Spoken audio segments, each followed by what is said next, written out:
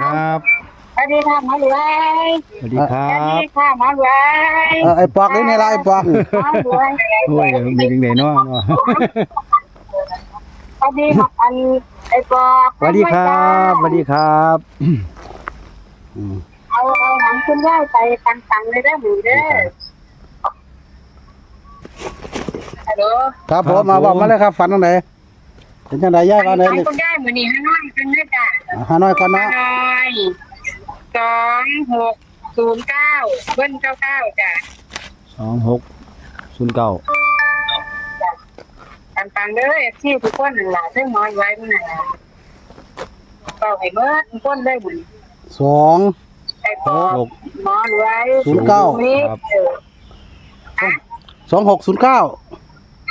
2609จ้ะวันนี้ อันเบิ้ล